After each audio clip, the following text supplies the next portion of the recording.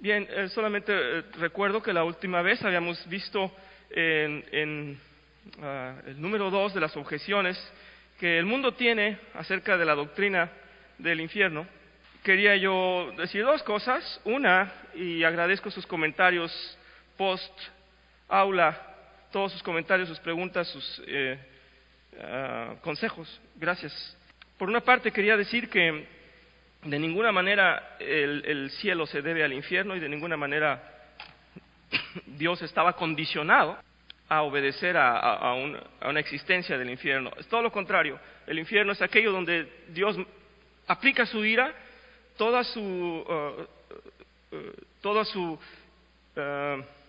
perdónenme, estoy buscando la palabra para ser claro, pero todo lo que a Él le molesta, todo lo que no cumple con su persona, con su personalidad, todo eso lo desecha y lo pasa por fuego, lo quema. Eso lo tenemos repetidas veces en el Antiguo Testamento. Entonces el infierno no es un lugar, primero, que haya condicionado la existencia de Cristo, la razón de Cristo, sino Cristo es la salvación para nosotros. Y todo lo que no obedecía a Dios, desde un principio, ya sabemos que en el ámbito espiritual, Satanás fue alejado, fue mandado a un lugar muy lejano de la gracia de Dios. Así es, entonces el infierno no es un reino de Satanás, eso quería dejar claro. Satanás, se nos ha dicho mucho en los chistes y en las historias, que él gobierna en el infierno y que él como que va a dosificar los castigos, a darnos así como un menú de lo que queremos hacer. Pero no, él también será castigado ahí. Es decir, el infierno es el lugar donde va a ser castigado por el fuego de Dios. Eso creo que está claro. Y habíamos dicho ya al final con este Apocalipsis, esta parte de Apocalipsis, que Dios no se va a equivocar, y eso en las revelaciones de lo que pasará en los últimos tiempos nos demuestra que no se va a equivocar y no habrá nadie por error en el infierno.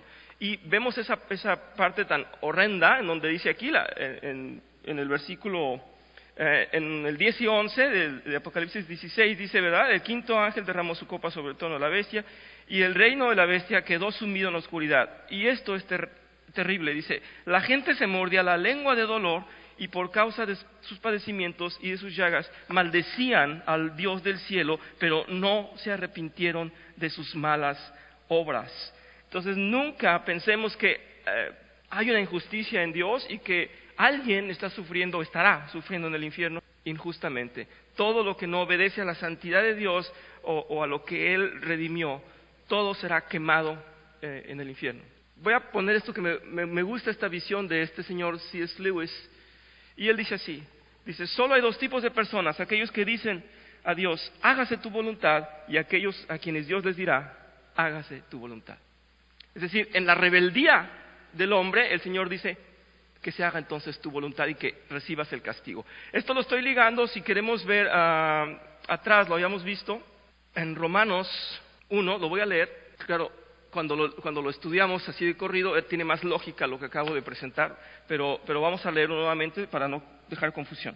En Romanos 1, 18 al 25 dice, ciertamente la ira de Dios viene revelándose desde el cielo contra toda impiedad e injusticia de los seres humanos, que con su maldad obstruyen la verdad. Y dice Pablo, me explico.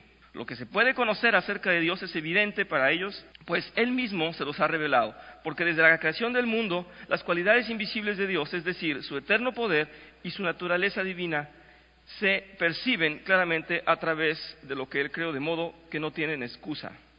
Y continuamos, a pesar de haber conocido a Dios, no lo glorificaron como a Dios ni le dieron gracias, sino que se extraviaron en sus inútiles razonamientos y se les oscureció el insensato corazón. Su insensato corazón.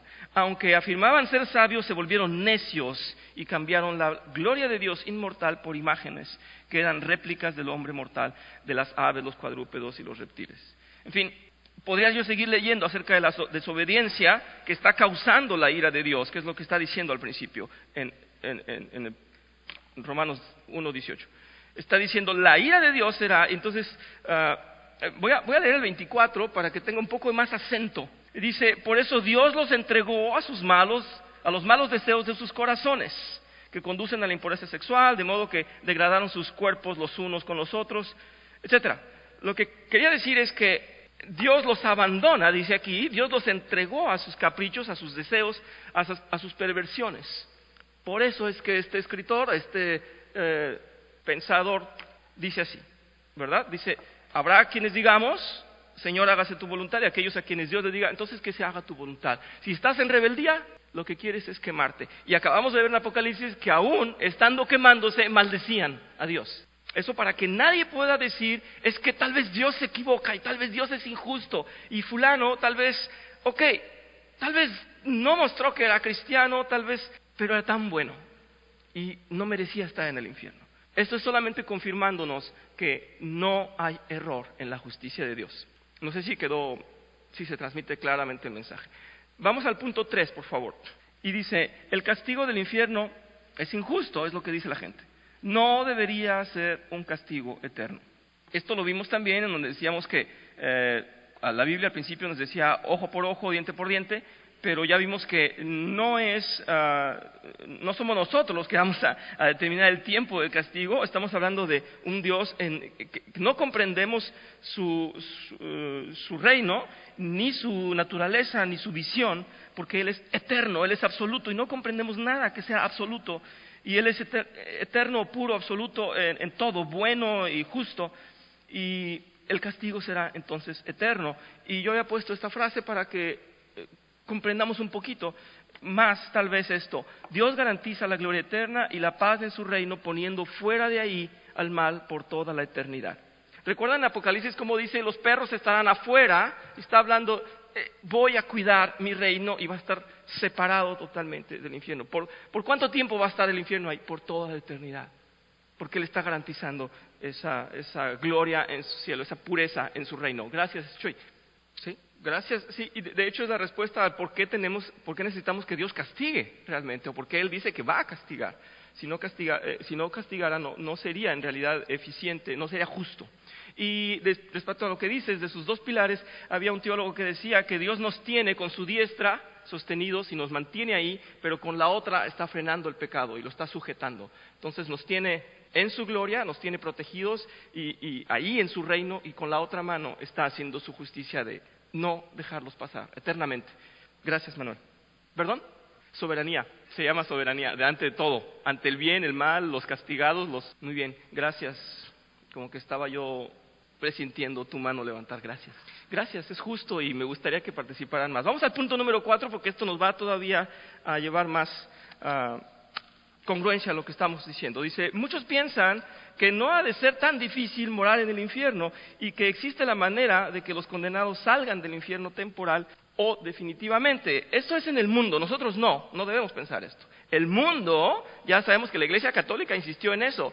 No te preocupes si alguien murió de tu familia y no quería saber nada de Dios, pero si se pagan indulgencias, si salen de ese lugar intermedio que llamamos el purgatorio, no existe, no es cierto. Y tenemos que dejar claro eso, entonces, no hay manera de salir de ahí. Y eso que dice que no ha de ser tan difícil. Bueno, vamos a leerlo y tenemos el mejor ejemplo, creo yo, el más claro en Lucas 16.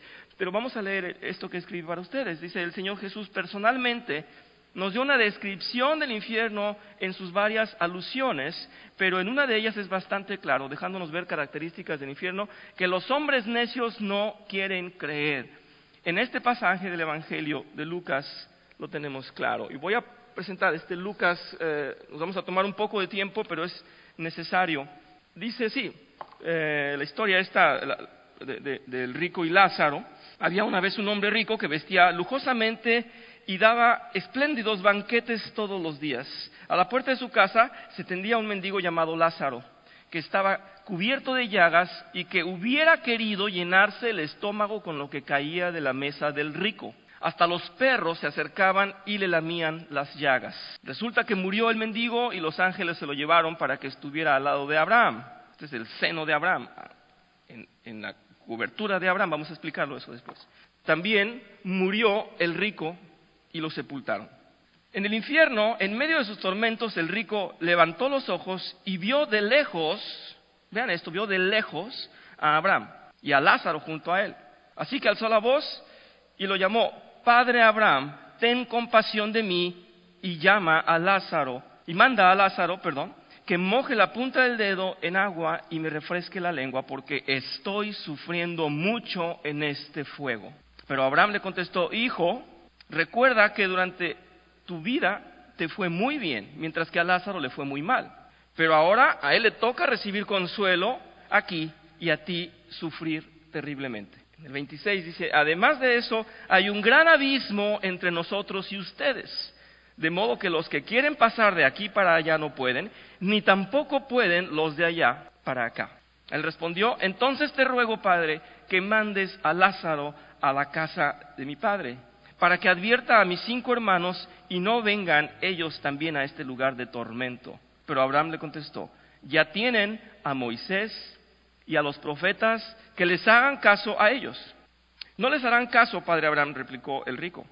En cambio, si se les presenta uno de entre los muertos, entonces se arrepentirán. Abraham le dijo: si no le hacen caso a Moisés y a los profetas, tampoco se convencerán, aunque alguien se levante de los muertos. Aquí hay sustancia como para varias horas.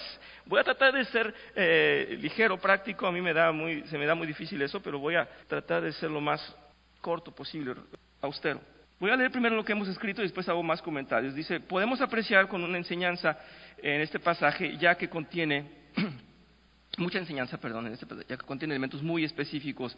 En el verso 22, vamos a regresarnos. Sí, ¿verdad? Sí. En el verso 22 leemos que Lázaro es librado del infierno y llevado al lado de Abraham.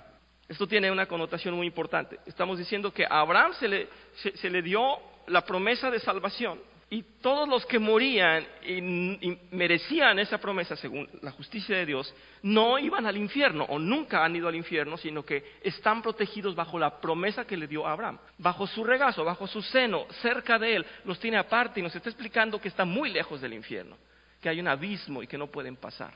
Así es que todos los que han sido resguardados en la promesa de Abraham no van al infierno. ¿Estamos comprendiéndolo? Entonces es curioso, porque cuando este Lázaro que estaba sufriendo se lo llevan al lado de Abraham, no quiere decir que está en el cielo, está apartado para la gloria, está apartado para salvación, para vida eterna, pero no está en el infierno. Y por eso dice, se lo llevaron del lado de Abraham. Y voy a continuar, dice, en el verso 24 nos dice que el infierno es un lugar de fuego y sufrimiento. En el 25 dice que es de terrible sufrimiento. Y muy importante es leer que en el 26 dice que hay una gran separación entre los condenados y los salvos, y que los condenados no pueden salir, ni los justos pueden ir ahí. Nadie puede ir del cielo al infierno, de la gloria de Dios, o los que están apartados para la gloria de Dios, al infierno, ni del otro lado. Podríamos hablar tanto de este pasaje. Voy solamente a hacerles una remarca aquí. En el 24 dice que el rico le dijo: padre Abraham. Este no era hijo de Abraham. Este no era hijo de Abraham porque estaría en su regazo, estaría en su seno, estaría apartado. Y le contesta a Abraham: hijo, ¿recuerdas que la pasabas muy bien? No era su hijo, porque entonces no estaba dentro de su gloria o apartado. Pero es irónico cómo lo maneja aquí. Uno le dice: padre, dice: sí, te respondo hijo, pero ¿dónde está? Porque no demostraste haber sido hijo de Abraham. Nunca. Ese es una de los detallitos. Hay tanto que ver, pero esto es así. No hay manera de pasar del cielo al infierno, del infierno al cielo.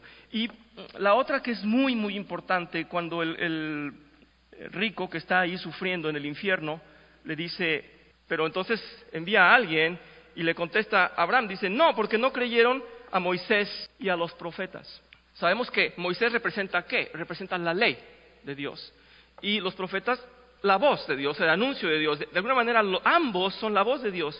Y en todo el contexto bíblico es la autoridad absoluta. Lo que diga Dios está dicho por la ley y los profetas. Eso lo vemos en varias ocasiones. En la transfiguración vemos que tanto la ley como los profetas dicen: a Él oíd, a Cristo. Ya no hay la ley antigua, los profetas. Ahora el que tiene ya esa encomienda está en persona delante de ustedes. Él es la voz de Dios. Él es la voz de Dios, es lo que está diciendo. Así es que le está diciendo a Abraham: si no entendieron ni la ley ni a los profetas, ¿cómo le van a hacer caso a un muerto que se sale de la tumba? Es lo que está diciendo, como alguien que regresó del infierno. No le vamos a hacer caso a un espíritu, ¿verdad? Si no le hacemos caso a la ley y a los profetas, que son palabra de Dios y autoridad absoluta, no le van a hacer caso menos a un muerto o a alguien que regrese del infierno. Es el contexto el que estoy yo apreciando aquí. Habría mucho, les digo, de qué comentar, pero no es, creo yo, necesario porque saldríamos más de contexto. Tratamos solamente de decir, sí, el infierno es un lugar de sufrimiento, sí es terrible y no hay una manera de ir y venir, como se nos cuentan los chistes, o como lo dice la Iglesia Católica, que hay un purgatorio. Aquí está comprobado, no hay un tal purgatorio. Gracias, Manuel. Es herejía totalmente. Si conocen más que yo creo, seguramente de los adventistas, ellos también tienen como una mujer que vino a anunciarles, ¿verdad? Pastor, gracias. Sí, gracias, pastor, pero justamente yo empezaba esta clase demostrando que esa predestinación de Dios, o esa voluntad de Dios absoluta y esa visión de Dios justa, nunca ha sido errada. Es decir, que cuando Él nos predestinó, nunca se equivocó, demostrando eso que dice Apocalipsis, ni